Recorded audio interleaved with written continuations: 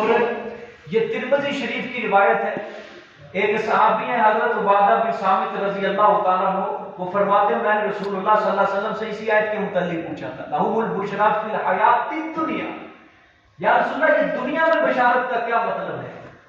آپ صلی اللہ علیہ وسلم نے فرمایا دنیا میں بشارت کا مطلب ہے وہ سچا خواب جو خود مومن دیکھ لیتا ہے، وہ سچا خواب جو خود مومن دیکھ لیتا ہے۔ اللہ تعالیٰ کے جو دوست ہوتے ہیں، اللہ کے ولی ہوتے ہیں، اللہ کے پیارے ہوتے ہیں، اللہ تعالیٰ دنیا میں خواب کے اندر ہی ان کو بشارت دکھا دیتے ہیں، سنا دیتے ہیں کہ مرنے کے بعد میرا ٹھکانہ یہ ہوگا۔ اللہ جنت کا محل دکھا دیتے ہیں اس کا، سمجھ رہی ہے کہ نہیں؟ جنت کا اللہ محل دکھا۔ پھر آپ صلی اللہ علیہ وسلم نے فرمایا یا اس کے متعلق کسی دوسری مومن کو خواب آ جائے، اللہ کا دوست بہت ہو گیا، ٹھیک ہے، اس کے متعلق بعد میں جو اس کا دوست ہوگا کوئی دوسرا مومن ہوگا، اللہ اس کو منظر دکھائیں گے، یہ دیکھ میرے بندے یہ تیرا دوست تھا نا، یہ میرا ولی تھا، میرا نیک بندہ تھا، مجھے راضی کر کے دنیا سے آیا میری طرف، دیکھ میں نے اس کے لیے کتنے کتنے محلات تیار کر کے رکھے۔ کسی دوسرے مومن کو اللہ تعالیٰ وہ خواب کے ذریعے بتا دیتے ہیں، یہ بشارت ہو رہا ہے۔ اللہ تعالیٰ سب کو نصیب فرمائے۔ پھر آخر میں اللہ نے فرمایا لا تبدیل لکلمات اللہ، نہیں کوئی تبدیلی واسطے وعدوں اللہ پاک کے۔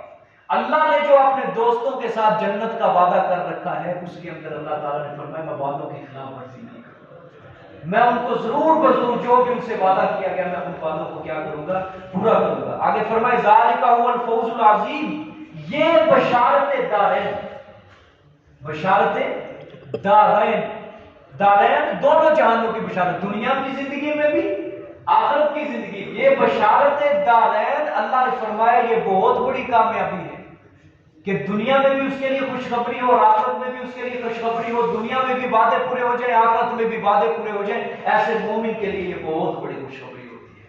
سمجھے؟ اللہ تعالیٰ سب کو نصیب فرمائے۔ آمین۔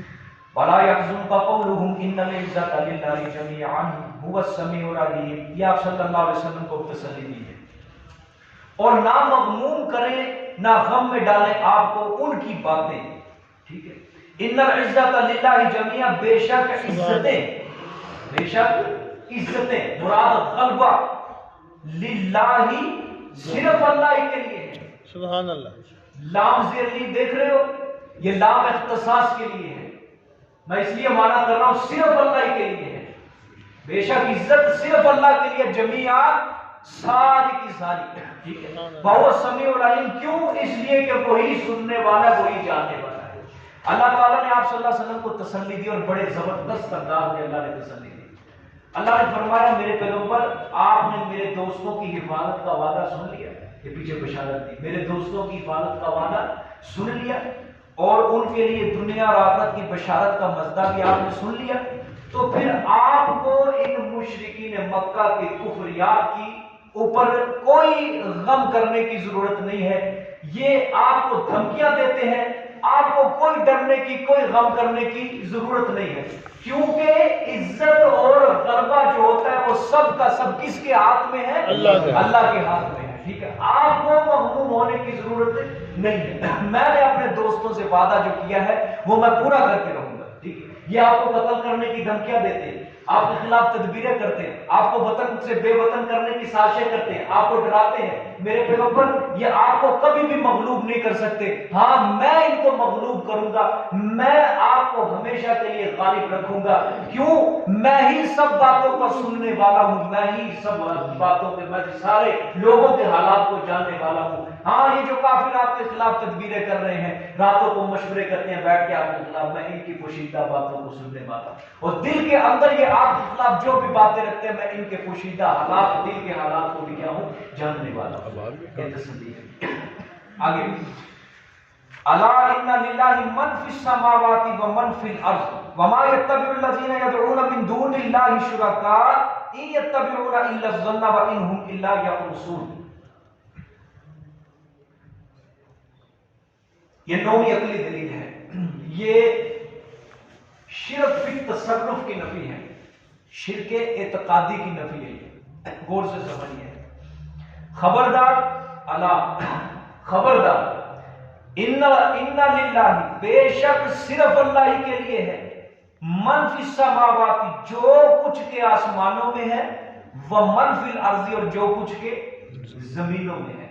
ٹھیک ہے، یہ نویں عقلی دلیل ہے. ٹھیک ہے، میں یہ سمجھے یہ آیت اللہ نے دیکھو من کا لفظ استعمال کیا ہے. بعض اوقات ماں کا لفظ استعمال ہوتا ہے. ٹھیک ہے، ما فی السماوات وما فی الارض بعض جگہ پہ استعمال ہوتا ہے. یہاں پہ من فی السماوات ومن فی الارض استعمال ہوا ہے. ٹھیک ہے، یہ توحید پر نویں عقلی دلیل ہے. چھٹی دلیل پیچھے گزری جس طرح کل کے سبق میں ہم نے پڑھا. اللہ نے وہاں فرمایا ما فی السماوات والارض، جو کچھ آسمانوں میں ہے جو کچھ زمینوں میں ہے. من کا ترجمہ بھی یہی ہوتا ہے، جو کچھ آسمانوں میں جو کچھ زمینوں میں. لیکن عربی کا قاعدہ سمجھو، ماں کا لفظ یہ جو استعمال ہوتا ہے یہ غیر ذوی العقول کے لیے استعمال ہوتا ہے، غیر ذوی العقول چیز کے لیے. ٹھیک ہے، آسمان، زمین، پہاڑ، دریا، ندی، نالے، سمندر، سورج، چاند، ستارے، غیر ذوی العقول. من کا جو لفظ استعمال ہوتا ہے یہ ذوی العقول چیز کے لیے استعمال ہوتا ہے. کس کے لیے؟ عقل والی چیز کے لیے، ذی روح چیز کے لیے استعمال ہوتا ہے من کا. سمجھے؟ زندہ چیز کے لیے. ٹھیک ہے، اس لیے من فی، میں نے اسی لیے فرمایا کہ یہ شرک اعتقادی کی نفی ہے. یہ شرک اعتقادی کی نفی ہے.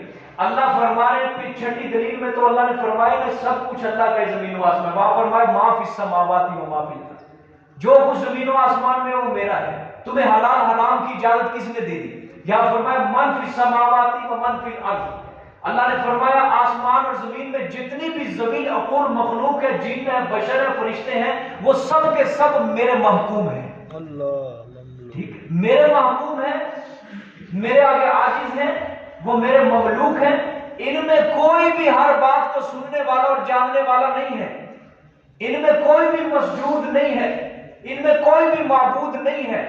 ہاں، جب وہ مسجود نہیں، وہ معبود نہیں، وہ میرے مملوک ہیں، میرے آگے محکوم ہے، میرے سامنے عاجز ہے.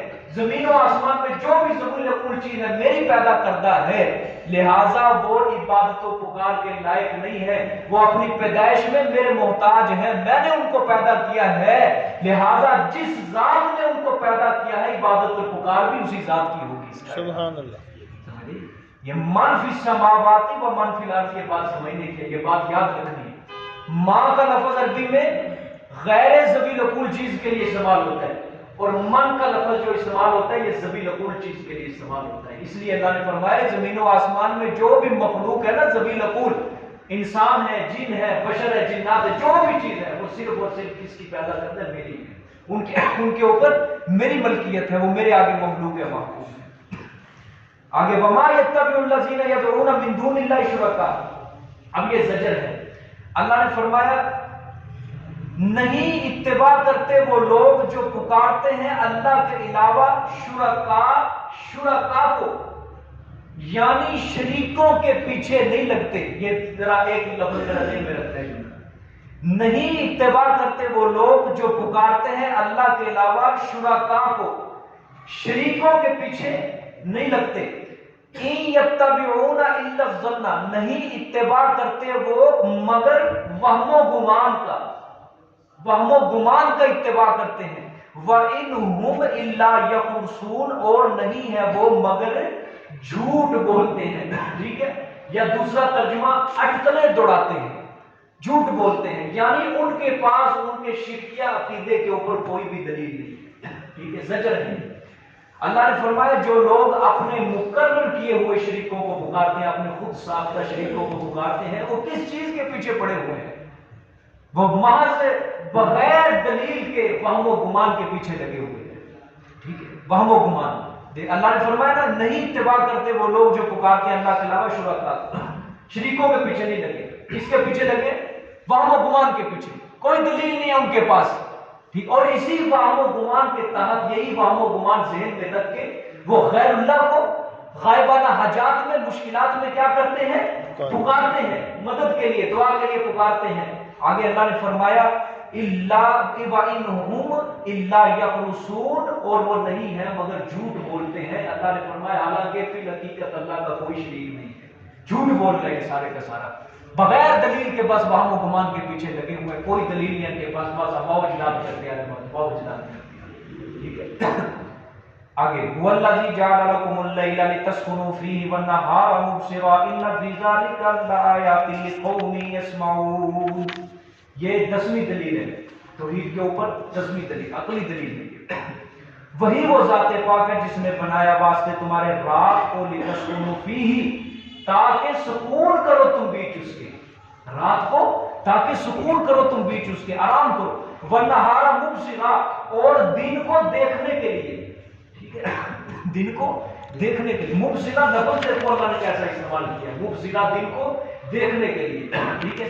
ان فی ذلک لآیات لقوم یسمعون، بے شک اس میں البتہ نشانیاں ہیں. کس چیز کی؟ توحید کی، میری توحید کی نشانیاں ایسی قوم کے لیے جو غور و فکر سے سنتے ہیں. یہ توحید پر کون سی دلیل ہے؟ 10ویں عقلی دلیل ہے، یاد رکھنا. یہ اللہ کی قدرت کاملہ کا اللہ نے ایک ادنا سے ترجمہ یہاں پہ بیان کیا ہے کہ اللہ نے فرمایا دیکھو میں نے رات کو تمہارے لیے سکون بنایا ہے تاکہ تم اس کے اندر کیا کر سکو، آرام اور سکون حاصل کر سکو. اور دن کو میں نے روشن بنایا، دیکھنے والا، مبصرہ دیکھنے والا بنایا ہے، روشن بنایا ہے تاکہ اس کی روشنی میں تم دن بھر کے کام کاج کر سکو. کیونکہ انسان کو دیکھنے کے لیے کس کی ضرورت ہے؟ روشنی کی. دن کو اللہ نے کیا بنا دیا؟ روشن بنا دیا. اور کام کرنے کے لیے انسان کو روشنی کی ضرورت ہوتی ہے، ٹھیک ہے. اللہ تعالیٰ نے دیکھو آنکھوں کو 2 قسم کی روشنی کی ضرورت ہے. ایک انسان کی ذاتی روشنی ہے، ایک انسان کو خارجی روشنی کی ضرورت ہے. ایک ذاتی روشنی اللہ نے آنکھوں کو دے دی ہے، بینائی جسے کہتے ہیں. ایک خارجی روشنی اللہ نے دی ہے. یہ مثلا اللہ تعالیٰ نے عقل دی، انسان نے لائٹ بنائی، یا سورج جب دن کو چڑھتا ہے تو روشنی فراہم کرتا ہے پوری کائنات کو، ٹھیک ہے. آنکھوں کے ذریعے ہم دیکھ لیتے ہیں، ٹھیک ہے. اور آنکھوں کو اب خارجی روشنی کی کیا ہوتی ہے؟ ضرورت ہوتی ہے، ٹھیک ہے. اللہ تعالیٰ نے اس لیے فرمایا مبصرا، دن کو میں نے دیکھنے والا بنایا ہے، ٹھیک ہے، دیکھنے والا. اس کو روشن کر دیا میں نے تاکہ تم اپنی آنکھوں کی بینائی سے تم دن بھر کے کام کاج کیا کر سکو، مکمل کر سکو، ٹھیک ہے. یہ آج ہم اس کا نا الٹ کر رہے ہیں، رات کو جاگنا اور دن بھر سونا، ٹھیک ہے. یہ اللہ تعالیٰ کی بنائی ہوئی جو اللہ نے ایک نظام بنایا ہوا ہے، اس نظام کے خلاف چل رہے ہیں ہم آج. اس لیے آج لوگ طرح طرح کی بیماریوں کا شکار ہیں. آپ صلی اللہ علیہ وسلم کے ایک صحابی تھے حضرت عبداللہ بن عمر ابن عاص رضی اللہ تعالیٰ عنہما. صحابی بھی، ان کے باپ جو تھے عمر بن عاص وہ بھی صحابی تھے اور بیٹا بھی صحابی تھے، ٹھیک ہے. عبداللہ بن عمر ابن عاص، ان کے بارے میں حضور صلی اللہ علیہ وسلم کو کسی نے شکایت کی کہ یا رسول اللہ عبداللہ بن عمر ابن عاص جو ہے وہ پوری رات اللہ کی عبادت کرتا ہے، ہر روز اللہ کی عبادت کرتا ہے اور ساری رات اللہ کے آگے کھڑا ہے. آپ صلی اللہ علیہ وسلم نے اس کو بلایا. آپ صلی اللہ علیہ وسلم نے اس کو فرمایا کہ اپنی جان کے اوپر ظلم نہ کرو، ساری رات عبادت نہ کیا کرو کہ تیری آنکھیں اندر دس جائیں گی، یہ اپنے جسم کی تو حق تلفی کر رہا ہے، یہ کام نہ کرو وگرنہ تیری آنکھیں اندر دھس جائیں گی اور تم دوسرے فرائض بھی چھوڑ بیٹھو گے، ٹھیک ہے. یہ رات کو آپ صلی اللہ علیہ وسلم نے زیادہ جاگنے سے عبادت کر رہے تھے، عبادت اللہ کو کوئی گناہ کا کام نہیں کر رہے تھے، سمجھے، یہ عبادت کر رہے تھے. لیکن آپ صلی اللہ علیہ وسلم نے منع فرما دیا ساری رات کھڑے ہو کے اس طرح عبادت نہ کیا کرو، سویا بھی کرو، تمہاری آنکھیں دس جائیں گی. طرح کی انسان بیماریوں کا شکار ہو جاتے ہیں، نیند پوری نہ ہو، ٹھیک ہے. ظاہری بات ہے جب ہم اللہ کے نظام کے خلاف چلیں گے بیماریوں کے شکار تو ہوں گے. اللہ نے دن کو بنایا ہے کام کاج کے لیے، لیکن آج ہمارے معاشرے کے اندر راتوں کو 1-2 بجے تک جاگنا. اللہ معاف فرمائے، کوئی نائٹ کلب آباد ہیں، گھروں کے اندر کیبل چل رہی ہے، انٹرنیٹ چل رہا ہے، موبائل استعمال کیا جا رہا ہے، جاگا جا رہا ہے، گپے ہیں راتوں تک. آپ صلی اللہ علیہ وسلم نے عشاء کے بعد باتیں کرنے سے، ویسے دنیاوی باتیں کرنے سے منع فرمایا. محدثین نے، فقہاء کرام، علماء کرام نے اس کو مکروہ کہا کہ دنیاوی باتیں کرنا عشاء کے بعد مکروہ ہے. ہاں دین کی بات آپ کر سکتے ہیں، قرآن کی حدیث کی بات کر سکتے ہیں، لیکن دنیاوی باتوں کو مکروہ فرمایا. کیوں؟ اللہ تعالیٰ کے نظام کے خلاف ہم کام کر رہے ہیں کہ رات کو اللہ نے کس لیے بنایا ہے؟ سکون کے لیے بنایا ہے. وَجَعَلْنَا اللَّيْلَ لِبَاسًا، رات کو ہم نے بنایا لباس. وَجَعَلْنَا النَّهَارَ مَعَاشًا، اور دن کو ہم نے بنایا کام کاج کے لیے، معاش کے لیے بنایا. بار اللہ تعالیٰ قرآن پاک کے اندر کہتے ہیں، بار اللہ تعالیٰ قرآن پاک کے اندر کہتے ہیں کہ رات کو ہم نے سکون کے لیے بنایا ہو اور دن کو ہم نے کس کے لیے بنایا ہے؟ کام کاج کے لیے بنایا. ہم نے آج الٹ کیا ہوا ہے، اس کا کام الٹ کیا ہوا ہے. اللہ تعالیٰ معاف فرمائے، اللہ تعالیٰ ہمیں اپنے نظام کے مطابق چلنے کی توفیق عطا فرمائے. آگے اللہ نے فرمایا ان فی ذالک لآیات لقوم یسمعون، بے شک اس میں، کس میں؟ رات کے اندھیرے میں اور دن کے اجالے میں، ٹھیک ہے، البتہ نشانیاں ہیں میری توحید کی ایسی قوم کے لیے جو غور و فکر سے سنتے ہیں. ٹھیک ہے، آگے قال اتخذ اللہ ولدا سبحانہ هو الغنی له ما فی السماوات وما فی الارض. یہ شکوہ ہے. شکوہ کیا کیا اللہ نے؟ قال اتخذ اللہ ولدا، اور کہا انہوں نے کہ بنا لیا اللہ نے بیٹا. کنہوں نے کہا تھا؟ یہودیوں نے، عیسائیوں نے، اور ادھر سے مشرکین مکہ نے کہا تھا کہ فرشتے اللہ کی کیا ہیں؟ بیٹیاں ہیں. الیاذ باللہ. یہ شکوہ کیا. اس شکوے کا اللہ تعالیٰ نے مشرکین کے اس قول باطل کا اللہ نے پانچ وجوہ سے رد کیا ہے، اور رد بھی اللہ تعالیٰ نے کمال کر کے رکھ دیا. دیکھیں، پہلا جواب شکوہ، سبحانہ، پاک ہے وہ ذات. کیا ہے؟ پاک ہے وہ ذات. یہاں پہ ایک اور چیز سمجھ لیں، آپ کی معلومات کے اندر اضافہ ہو جائے گا. ولد، یہودی کہتے تھے نا کہ عزیر علیہ السلام اللہ کے بیٹے، عیسائی کہتے تھے عیسیٰ علیہ السلام اللہ کے بیٹے ہیں. ولد سے مراد یاد رکھنا حقیقی بیٹا مراد نہیں ہے. یہودیوں عیسائیوں کا یہ عقیدہ نہیں تھا کہ الیاذ باللہ اللہ تعالیٰ نے پہلے شادی کی، پھر بیوی سے وظیفہ زوجیت ادا کیا، پھر ان کی اولاد ہوئی. یہ ان کا عقیدہ نہیں تھا. حقیقی بیٹا مراد نہیں لیتے تھے بلکہ نائب متصرف مراد لیتے تھے.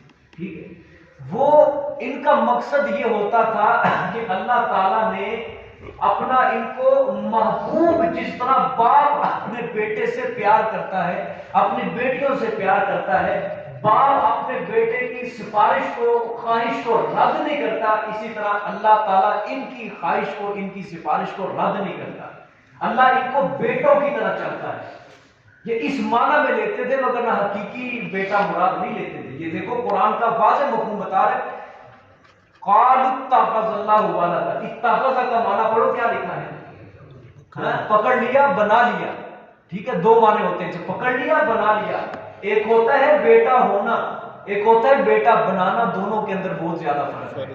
ٹھیک ہے کہ نہیں؟ یہ اس معنی میں مراد لیتے تھے کہ اللہ کے یہ نائب ہے، یعنی جس طرح باپ اپنی اولاد سے بڑا پیار کرتا ہے، باپ اپنی اولاد کو کچھ اختیارات ان کے حوالے کر دیتے ہیں اولاد کو، اسی طرح اللہ تعالیٰ نے حضرت عزیر کو کچھ اختیارات ان کے حوالے کر دیے، حضرت عیسیٰ کو کچھ اختیارات ان کے حوالے کر دیے، فرشتوں کو اللہ نے کچھ اختیارات ان کے حوالے کر دیے. جس طرح باپ اپنے بیٹے کی خواہش کو، مراد کو رد نہیں کرتا، اس طرح اللہ بھی اپنے ان بیٹوں کی خواہش کو رد نہیں کرتا. اس لیے ہماری ان کے آگے، ان کی اللہ کے آگے، سمجھے، اللہ ہماری نہیں سنتا.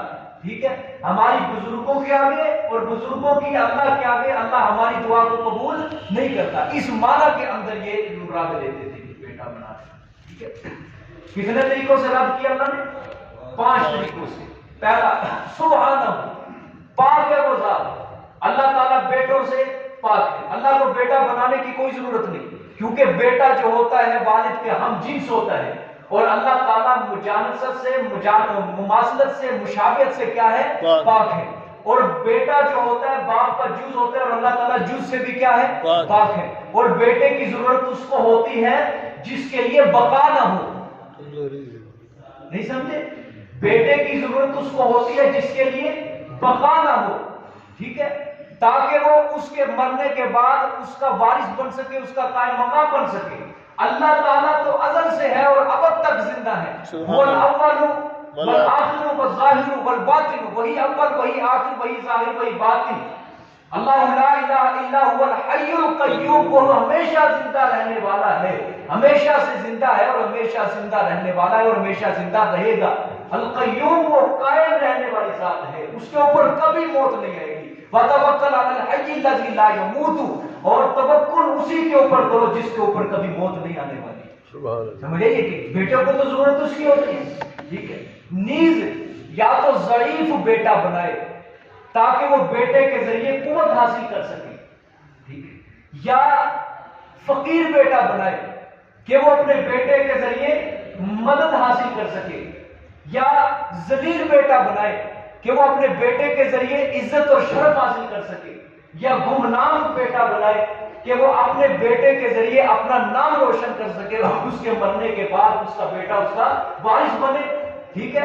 اللہ تعالیٰ نے آگے فرمایا هو الغنی، وہ نرا بے نیاز ہے. سبحان اللہ. ٹھیک ہے. وہ کیا ہے؟ بے نیاز، نرا بے نیاز ہے. ٹھیک ہے. وہ نرا بے نیاز ہے کہ یہ بیٹا بنانا یہ محتاجی کے اوپر دلالت کرتا ہے، اور اللہ تعالیٰ تو محتاجی سے کیا ہے؟ پاک ہے. اللہ تعالیٰ محتاجی سے کیا ہے؟ پاک ہے. ظالم کہتے تھے نا کہ اللہ نے بیٹا بنا لیا. بھئی اللہ تعالیٰ کو کیا اس بات کا غم تھا کہ اللہ تعالیٰ نے بیٹا بنا لیا کہ میری اولاد نہیں ہے؟ اللہ کو اس بات کا کہ غم تھا کہ میری اولاد نہیں، اس لیے اللہ نے بیٹا بنا لیا؟ یا نیاز باللہ اللہ کو اس بات کا غم تھا کہ میری موت کے بعد میرے مال و دولت کا کون وارث بنے گا، اس لیے اللہ نے بیٹا بنا لیا؟ استغفر اللہ. سمجھے؟ یا میرے نام کو کون روشن کرے گا، اس لیے اللہ نے بیٹا بنا لیا. یا ضعیف کو جس طرح بڑھاپے کے اندر ضرورت پڑتی ہے اللہ نے اس لیے بیٹا بنا لیا تاکہ یہ میرا سہارا بنے.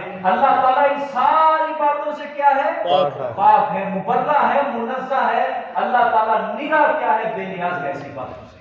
یہ ساری باتیں محتاجی کے اوپر دلالت کرتی ہیں، اور اللہ تعالیٰ محتاجی سے کیا ہے؟ پاک ہے. یا ایھا الناس انتم الفقراء الی اللہ، اور پوری کائنات کے لوگوں تم سب کے سب اللہ کے دروازے اللہ کے در سے واللہ هو الغنی، اور غنی صرف کون ہے؟ اللہ ہے. بے نیاز صرف کون ہے؟ ہاں، ساری مخلوق نیاز مند ہے اور اللہ صرف کیا ہے؟ بے نیاز ہے. اللہ کو کسی چیز کی بھی ضرورت نہیں ہے. ہاں تمہیں ضرورت ہے، تم اس کے در کے سوالی ہو، تم اس کے در کے منگتے ہو، تم اس کے در کے گداگر ہو. ہاں تم اس کے در کے سوالی ہو. ساری کائنات نبی ہے، ولی ہے. رب انی لما انزلت الی من خیر فقیر. حضرت موسیٰ علیہ السلام نے قوم حضرت شعیب کی سرزمین پہ یہ لفظ فرمایا تھا کہ اے اللہ تم میرے اوپر جو بھی بھلائی اتارے میں اس کے اندر تیرا کیا ہوں؟ فقیر ہوں، محتاج ہوں، سوالی ہوں تیرا. سارے کے سارے نبی بھی کیا ہے؟ اللہ کے دروازے کے فقیر ہیں. سارے صحابہ اکرام بھی اللہ کے دروازے کے کیا ہیں؟ فقیر ہیں. سارے کے سارے اولیاء اکرام بھی اللہ کے دروازے کے کیا ہے؟ فقیر. مفسرین، محدثین، محققین، مدبرین سارے اللہ کے دروازے کے کیا ہے؟ فقیر ہے. ائمہ مجتہدین، امام ہو، عالم ہو، جاہل ہو، مفسر ہو، پروفیسر ہو، ٹیچر ہو، سارے کے سارے اللہ کے دروازے کے کیا ہے؟ فقیر ہے. اور اللہ کیا ہے؟ غنی ہے. سمجھے یہ کہ نہیں؟ حضرت علی حجویری رحمۃ اللہ علیہ بھی اللہ کے دروازے کے کیا ہے؟ فقیر ہے. شیخ عبد القادر جیلانی رحمۃ اللہ علیہ بھی اللہ کے دروازے کے کیا ہے؟ ہاں سمجھے یہ کہ نہیں؟ اس طرح مسئلہ گھومتا ہے. سمجھے؟ اللہ دینے والا اور سارے مانگنے والے، لینے والے ہے. اللہ داتا، سارے مانگتے، سارے فقیر. اللہ داتا، سارے مانگتے، سارے فقیر. سارے. یا داتا فقیر بھی ہوتا ہے کوئی؟ نہیں. ولی بھی کوئی داتا ہوتا ہے؟ نہیں ہوتا. حضرت موسیٰ علیہ السلام نے کیا فرمایا؟ یا اللہ میں فقیر ہوں، جو میرے اوپر تو بلائی ہوتا ہے. کیا فقیر کا معنی داتا ہوتا ہے، دینے والا ہوتا ہے؟ لیکن ان ظالموں نے یہ داتا کی صفت جو ہے وہ اللہ کے ولیوں کو دی. داتا صرف اور صرف اللہ کی ذات. اللہ کی. عربی میں اس کا معنی ہوتا ہے رزاق، فارسی میں اس کا ترجمہ ہے داتا، اردو کے اندر اس کا ترجمہ ہے عطا کرنے والا، دینے والا. سمجھ آ گئی کہ نہیں بات؟ داتا صرف کس کی ذات ہے؟ اللہ کی ذات ہے. لوگ بڑے آرام سے کہہ دیتے ہیں لاہور داتا صاحب کا دربار، داتا صاحب. یہ غلط بات ہے. داتا کا دربار یہ ہے، یہ مسجد. سمجھے؟ داتا کا دربار بیت اللہ ہے. سمجھے؟ داتا کا دربار فیصل مسجد ہے. داتا کا دربار بادشاہی مسجد ہے. داتا کا دربار یہ ساری اللہ کی جتنی بھی یہ گھر ہے، یہ مسجد ہے، یہ داتا کا دربار ہے. جس کے اوپر شرک ہو رہا ہے وہ داتا کا دربار کا ہے. جس کے اوپر غیر اللہ کو سجدے کیے جا رہے ہیں، غیر اللہ کے نام کی نظر نیاز دی جا رہی ہے، چادریں پھول چڑھائے جا رہے ہیں، غیر اللہ کے نام کے اوپر ہی پیسہ خرچ کیا جا رہا ہے، وہ داتا کا دربار بن گیا. اور یہ داتا کا دربار نہیں ہے. یہاں سے تو لوگ منہ موڑتے ہیں نا کہ یہاں سے کچھ نہیں ملے گا، وہاں پیٹ بھرے گا. ہر جمعرات کو ہر روز وہاں پہ لنگر تقسیم ہوتا ہے مغرب کے بعد، وہاں پیٹ بھرے گا. وہ اصل داتا ہے، یہ اصل داتا نہیں ہے. ایمان کمزور ہے نا لوگوں کے.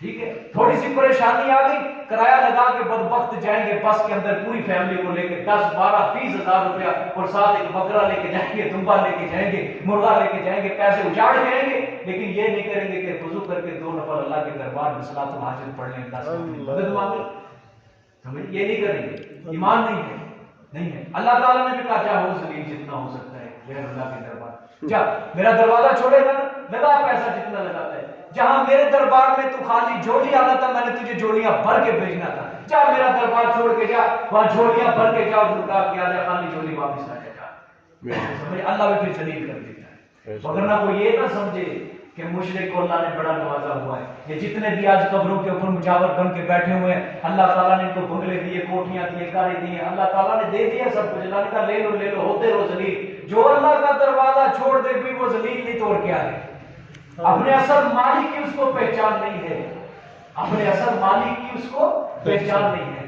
ماں روٹی پکا کے دیتی ہے، باپ اس کے لیے بیٹے کے لیے کماتا ہے، اگر بیٹا اپنا گھر چھوڑ کے کسی کے دروازے پہ جائے گا مانگنے کے لیے، یہ ذلیل نہیں توڑ کے آئے۔ مالک بندہ اس کا اصل مالک اس کا اللہ ہے، اس کا رازق اس کا اللہ ہے، اگر اللہ کا دروازہ چھوڑ کے غیر اللہ کے در پہ جا کے سجدہ کرے گا، بابا جی مجھے اولاد دے، بابا جی مجھے عزت دے، اس سے بڑا کائنات میں ذلیل کوئی نہیں۔ اللہ سمجھ آئیے کہ نہیں؟ ہاں کچھ فرق بھی سمجھا کرو خدا کے لیے، اللہ نے ان کو دیا ہے، اللہ نے دنیا میں دے دیا، لے لو جتنا لینا ہے۔ میں تو یہ ساری ان کی FIR کاٹی جا رہی ہے، مرنے کے بعد اللہ نے فرمایا جب تم میرے پاس آؤ اچھی طرح تمہیں جوتے لگاؤں گا۔ جانا کس کے پاس ہے؟ کس کے پاس جانا ہے؟ مرنے کے بعد اللہ کے پاس جانا ہے، وہی اصل آؤ آخری آرام گاہ، آرام گاہ بھی نہیں ہے وہ، سمجھے کہ آرام گاہ نہیں ہے وہ اللہ تعالیٰ کی جہنم، کوئی آرام نہیں ہے وہاں پہ، کچھ بھی نہیں ہوگا وہاں پہ، ہمیشہ کے لیے وہاں پہ اللہ تعالیٰ موت کو بھی موت دے دے گا، سمجھیے۔ حدیث میں آتا ہے اللہ تعالیٰ موت کو ایک جانور کی شکل میں پیدا کر کے اس جانور کو موت دے دے گا، موت کو بھی موت دے دیں گے، جہنم کے اندر جو جائے گا اس کو کبھی بھی موت نہیں آئے گی، کبھی بھی موت نہیں آئے گی، ہمیشہ کے لیے عذاب کے اندر ٹوٹتا رہے گا، مرتا رہے گا، وہاں پہ ذلیل ہوتا رہے گا، اور جو جنت کے اندر پہنچ جائیں گے وہ بھی ہمیشہ ہمیشہ کے لیے جنت کے اندر رہیں گے، ان کے اوپر بھی کبھی موت نہیں ہے۔ لاکھ کہوں، کروڑ کہوں، ارب کہوں، خرب کہوں، کہیں تو حد ہے نا خرب کی، ارب کی بھی کہیں تو حد ہے نا، لاکھ کی بھی کہیں تو حد ہے نا، بے حد وہ زندگی ختم ہونے والی ہے ہی نہیں، بس سیدھے لفظوں میں یہی کہہ سکتے ہیں۔ جو جنت کے اندر جائیں گے وہ زندگی ہمیشہ کے لیے، موت ہے ہی نہیں اس زندگی میں، جو جہنم کے اندر جائیں گے ہمیشہ کے لیے جائیں گے، کوئی زندگی اس کے اندر کوئی موت نام کی کوئی چیز ہے ہی۔ اللہ تعالیٰ ہم سب کو بغیر حساب و کتاب کے جنت کا بڑی داخلہ نصیب، وہ غنی وہ نرا بے نیاز ہے، یہ دوسرا جواب دیا اللہ نے۔ تیسرا جواب لہو ما فی السماوات و ما فی الارض، اسی کے لیے ہے جو کچھ آسمانوں میں ہے اور جو کچھ زمینوں میں ہے۔ اللہ نے فرمایا زمین و آسمان کی جو بھی چیز ہے وہ میرے لیے ہے، ٹھیک ہے، مجھے بیٹا بنانے کی کیا ضرورت ہے، سمجھیں؟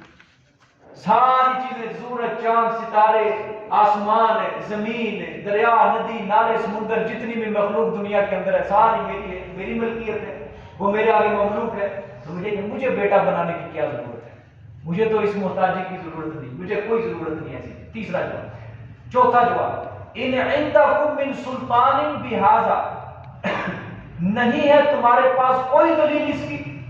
چوتھا جواب اللہ نے فرمایا اس قول باطل پر تمہارے پاس کوئی دلیل نہیں ہے، یہ لہذا تمہارا یہ دعویٰ ناقابل تسلیم ہے، کوئی دلیل پیش کرو، کوئی دلیل پیش کرو کہ اللہ نے بیٹا بنا لیا، تمہارے پاس کوئی دلیل ہے نہیں، بغیر دلیل کے تم دعویٰ کر رہے ہو، لہذا جو بغیر دلیل کے دعویٰ پیش کیا جائے وہ دعویٰ قابل قبول نہیں ہوتا۔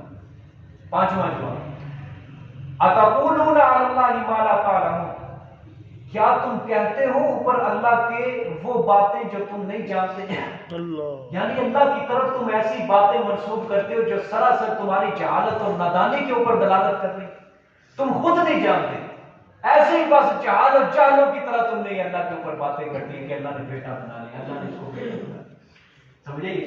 یہ اللہ کا بہت پیارا، اللہ تعالیٰ نے بیٹا بنا لیا، اللہ تعالیٰ ان کو بیٹوں کی طرح، اللہ نے فرمایا یہ ساری تمہاری جہالت اور نادانی کے اوپر مبنی باتیں۔ جزاک اللہ، آج کے لیے اتنا کافی، انشاءاللہ۔